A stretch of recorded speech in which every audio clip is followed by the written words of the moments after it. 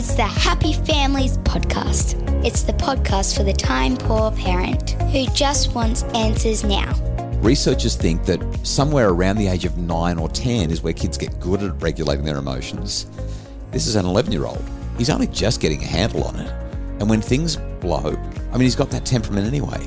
And now here's the stars of our show, my mum and dad. Every Tuesday on the Happy Families podcast, we've been answering your listener questions. You can email them podcasts, that's podcasts with an S, at happyfamilies.com.au. Kylie, one of the most common questions that I get from parents when I'm doing my workshops is the question that has come through on the email, all about our kids and their big emotions. Let's hear it. This question is from Sky, and she said, I'm a mum of 3 and I listen to the Happy Families podcast every day on our commute to school. Oh, I've got to interrupt. With my children listening along. Even better. I've got to interrupt just quickly. When I went to pick up Emily, our 9-year-old from art class the other day, I'm walking in and this guy is walking past me to go and get his child from art class as well. And he smiles and says, "Hi, how you going?" And I figured I must know him. So I said, "Hi, I'm great. How are you going?" And he says, "Fine." I'm like, "Do I know you?" And he said, "No, but I listen to you and Kylie on your podcast every day as I head to school with the kids." And now we've got Sky doing it as well. And I just love that people are actually having these conversations and listening to this stuff with their kids, except, of course, for the ones that are for mature ears only. So glad. So anyway. How did he know what you looked like if he's just listening? I don't know. Maybe he saw me on the TV. I'm the one who usually does the drop-offs. I've never had anyone ask me. But anyway, let's just carry on. What's Sky's question? Exactly. She says, we also enjoyed watching parental guidance together. See, that's what I'm talking about. Yes. She said, I have a question. My 11-year-old son has always shown big emotions. He often has what we refer to as volcanoes, where he will erupt into this really big emotion, resulting in yelling, screaming, and hitting. He has a problem with authority when it comes to me or dad, but it never comes out at school. Isn't that always the way? Where he has perfect behaviour and is very well liked by all his peers. They've tried everything that they know. Yeah. She said the light bulb moment for her was during an episode of Parental Guidance when you, Justin, said, if you can name it, you can tame it. In regards to teaching emotional regulation. And she said that she's recognised it's not something that they've actually done a lot of. But since watching the show, she's been really trying hard to kind of put this into practice. And she's noticed a shift. She's noticed that she can often get to him before the emotion explodes, before that volcano erupts. But she recognises there's lots of work to do. And so she basically is asking, how do I best teach my 11-year-old how to regulate his own emotions in the most supportive, healthy and safe way? Okay, so first of all, let's define emotion regulation. This is the ability to either express or suppress your emotions appropriately for the situation. So sometimes it's fine to let them all out. Other times we need to keep them together. Clearly, when we're having these volcanic eruptions, what's really happening is we've got a parent who's saying, not quite appropriate for the context. We expect a higher level of suppression in certain circumstances. Is that always right? I don't know. It depends on the circumstance. Our kids do need to be able to control their emotions at the right time and process things effectively. I guess for her, reading between the lines a little, we've not only got big emotions, but we've got big physical movement and action here. We've got there's hitting going on. This is actually no longer just about me. It's about protecting the people around me as well. So there's a couple of things to bear in mind. I say this all the time, but high emotions equals low intelligence. Now, the people who are pedantic about that statement recognise that it's not perfectly true, and I have people all the time say, you can't keep saying that. Here's what I mean by high emotions equals low intelligence. That's a shortcut for saying when your emotions are high, your capacity to access your intelligence is reduced. It's compromised. And that's because all of the blood, all of the oxygen, all of the electrical activity that should be happening in your prefrontal cortex where you think things through and you plan and you strategize and you work stuff out, it all rushes to the back of your brain where your limbic system is, where your emotional center is, and your emotions start driving your judgments, your decision making, your attention, your focus, your ability to remember things. Ultimately, what happens is you get tunnel vision. You get really rigid thinking. I mean, Kylie, you know this. Have you noticed that the angrier you are, the more right you are? You know it's true, right? Every time I say it in a workshop, the whole audience cracks up because they're like, oh yeah, I'm absolutely right when I'm mad. In a totally different context and without the, anger emotion, the other day I was executing a plan for a party. So glad it was a plan. I was wondering what you were executing. And I had 15 minutes before everyone was going to show up. So the pressure was on. The pressure was on, and I needed a ceramic cup. Of course. I didn't want a glass cup. I wanted a ceramic cup. You mean like just a coffee mug or something? Well, no, it was. It had to be pretty. You know the details aren't important. You needed a ceramic cup. I'm sorry for going there.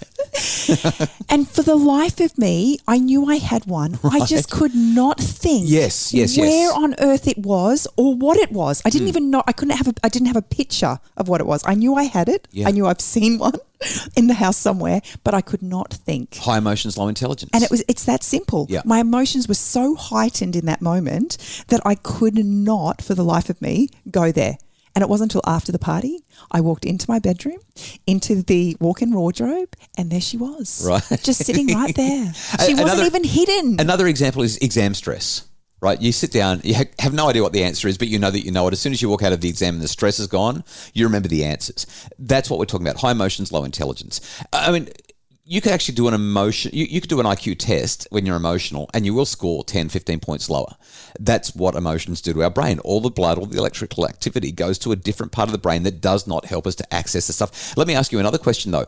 In that moment, if I had come to you or one of the kids came to you in that 15 minutes while you're stressing and you're trying to find the ceramic mug that you don't know where it is and you need it and says, hey, can I ask you a question? I'm struggling with something and I just No, you can't ask me a question. I don't have time. Right. And that's what's happening with this little 11-year-old guy.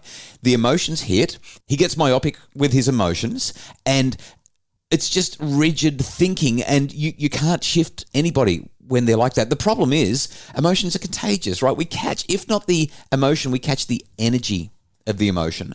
And so it's really hard for our kids to regulate their emotions because they're on their L plates. This is new for them. Researchers think that somewhere around the age of 9 or 10 is where kids get good at regulating their emotions.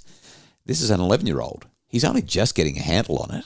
And when things blow, I mean, he's got that temperament anyway. I love what Dr. Lisa D'Amour wrote a book called The Emotional Lives of Teenagers. She's so wise. And in that book, she shares, actually, this is not hers. She shares a friend of hers who I can't remember their name, so I'm just going to give all credit to Lisa. She shares this idea that there is a board of directors in your brain that guide your decision making. And emotions deserve a seat at the table. They're on the board, but they don't chair the board.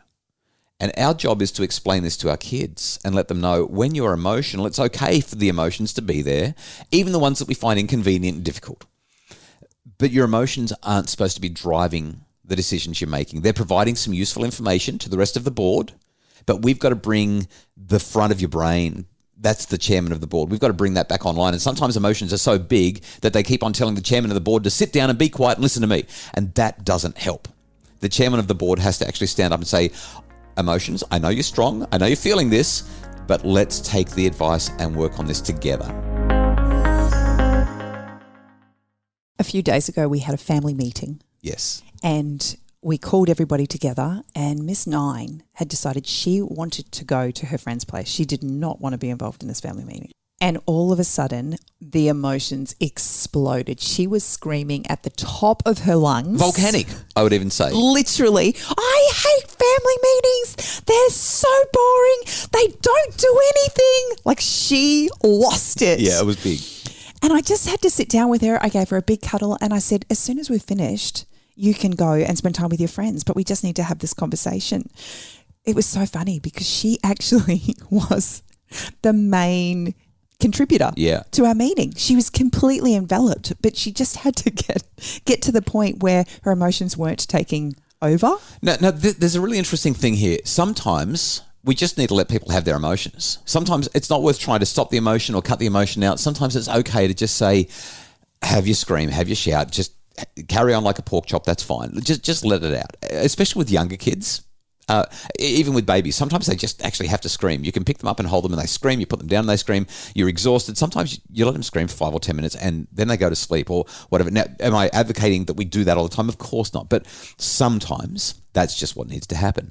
The problem is as our kids get older, especially with an 11-year-old, we start trying to get logical with them. We start trying to reason with them. We start trying to talk to them, help them to know that we understand and that it's going to be okay and all that stuff. And what we're trying to do is we're trying to go through the front of their brain, and we need to go through the back door, because the emotions are back at the back door. The front of the brain is the executive, but it's been switched off. So our job is not to go through the front of the brain with all the big explanations. It's just to slow it down and say what we see. You seem really frustrated.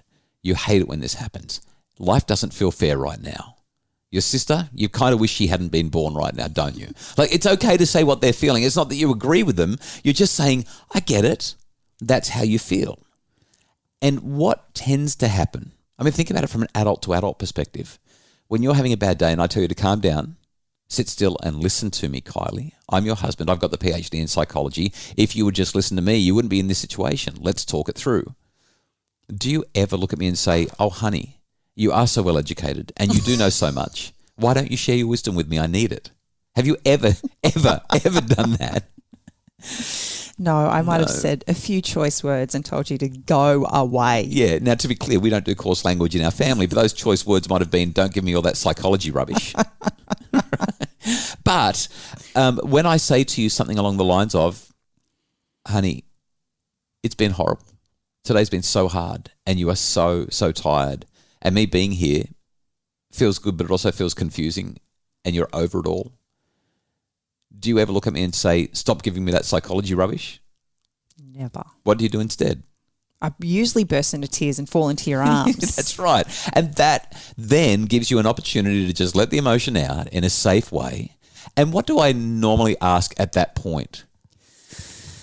You ask me if I want you to hold me, or if I want space, or whether I want to talk about it, right, or whether I just want to be here. So when I give you those choices, do you want to talk? Do you want some space? Do you want a hug? What does that do for you and to you? What's going on inside your brain right then? I feel seen, heard, and valued. I feel like I can choose any of those things. Yeah, great.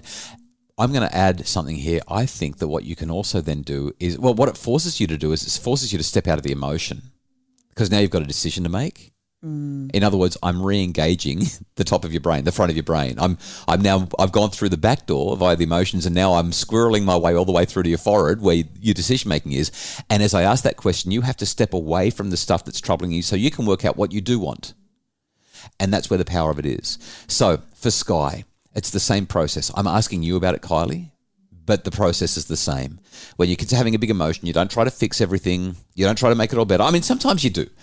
As a parent, you've got to decide, do I step in? Do I just fix this or not? But quite often, what we can do instead is we just say what we see. We give the kids a chance to work through it. We ask them a question like, do you want me here or do you want some space? And then once they're calm, it's really easy to solve the problem. You just say to them, what do you reckon we should do now? And they'll give you an answer. It's literally that simple.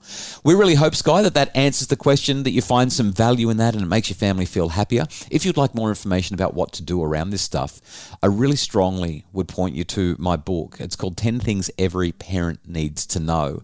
Of all the books that I've written, that's the one that steps through the emotional guidance and coaching better than any. I actually reached out to the team at the Yale Center for Emotional Intelligence, and they provided me with 4 or 5 pages of documents that I've included in the book to help you step through the system. It makes such a difference. The Happy Families podcast is produced by Justin Rulon from Bridge Media. Craig Bruce is our executive producer. We appreciate them so much, and we appreciate our Happy Families members. If you are not a Happy Families member, can I tell you about it real quick? Our members are the ones who provide us with the resources and essentially the membership funding so that we can provide free content for you in the podcast and on our social media, in our newsletter. It's our members that really do support the vitally important work that we do to strengthen families. If you're not a member, it's only $18 a month. You can get an entire year for $180. We give you 2 months for free. And as part of that membership, you get a monthly webinar with me, a monthly Q&A with me where I answer your questions, and a whole lot more value. There's so much in it. We'd love for you to check it out at happyfamilies.com.au. A huge thanks to our Happy Families members. If you're not one, please consider becoming one today.